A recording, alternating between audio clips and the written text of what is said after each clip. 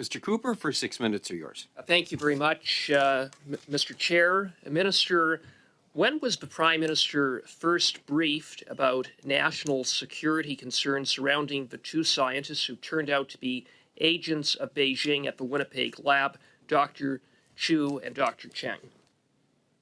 I don't have the specific information of when the Prime Minister was briefed on these matters. Do you have, can you advise the committee when the Minister of Public Safety was first briefed?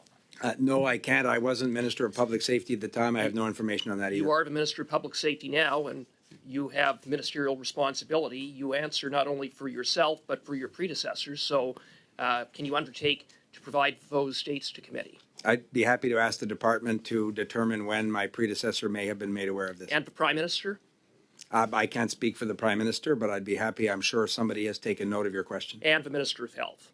Again, I don't speak for the Minister of Health. No, I don't undertake okay. for the Minister of Health. No. Okay.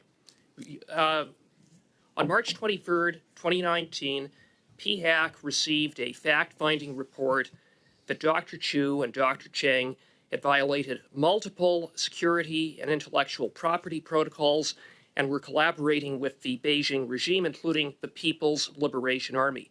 Why did it take 3.5 months until July 5th, 2019, before they were finally marched out of the Winnipeg Lab, a Level 4 lab?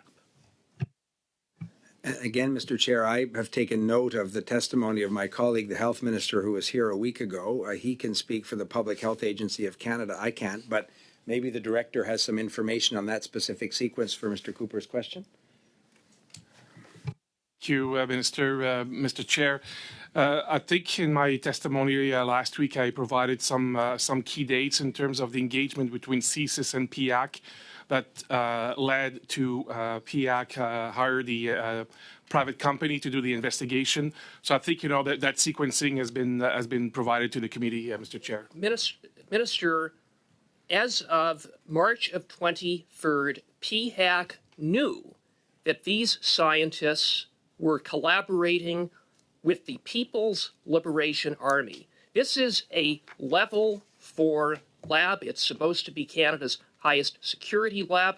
It deals with some of Canada's most sensitive biological secrets. Again, why did it take 3.5 months before they were finally marched out? Shouldn't they have not been marched out the very next day? And again, Mr. Chair, I appreciate the question, Mr. Cooper, but I'm not the employer of those particular individuals. You had the Health Minister and officials from PHAC here.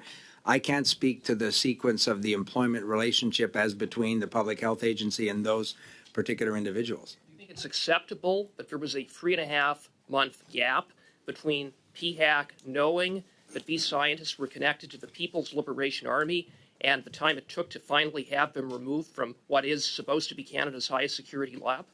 But again, I take the legitimacy of that question, Mr. Cooper, but I would want to understand what information these officials at PHAC had at what particular time and what they knew of that relationship. I take your question on face value, but I think one of the interesting and innovative things is by making a lot of this documentation available, Canadians have had a chance to see the sequence of that thing, but I'm not comfortable speaking for the Public Health Agency's employment. Minister, would you at least concede that what happened at the Winnipeg Lab constitutes a major national security breach and a major national security failure?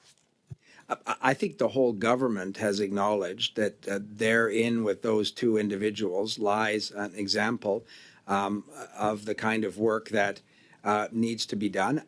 In my briefings with the director and officials of the Public Safety Department, in many respects, I think, and the documentary evidence, I think, bears a lot of this out, the role that CSIS played with the Public Health Agency in many cases can be a best practice. My time is limited. Mark Holland testified that there are no scientists working in the Government of Canada labs that are Beijing 1,000 Talents program, that are part of the Beijing 1,000 Talents program. Can you confirm that? Again, I don't want to revisit what Mark Holland's testimony here. Well, he was unequivocal in his testimony. So I'm asking you as Minister of Public Safety, can you confirm that? What would you like me to confirm, Mr. Cooper? There are no scientists working in Government of Canada labs that are part of Beijing's 1,000 Talents program? I don't know those details, but perhaps the director can answer that question. Well, before he does, and I would like to hear his answer, I will expand the question to also seek confirmation or clarification as to whether there are any scientists employed by the Government of Canada who are in any way involved in PRC recruitment programs. About 30 seconds, Minister. So, Mr. Chair, CSIS, has been working with PIAC on these issues for a few years now. If there were to be any individuals who were engaged in any way representing a national security issues, I would be working with PIAC to make sure that they had the information to make the proper measures. I cannot confirm the specifics of our investigation, Mr. Chair, but I understand the concern raised by Mr. Cooper, and I share the issues of the threat that this represents. And I can tell you that it would be Beijing's 1,000 Talents Mr. Cooper, I'm sorry, program. sir, you are out of time.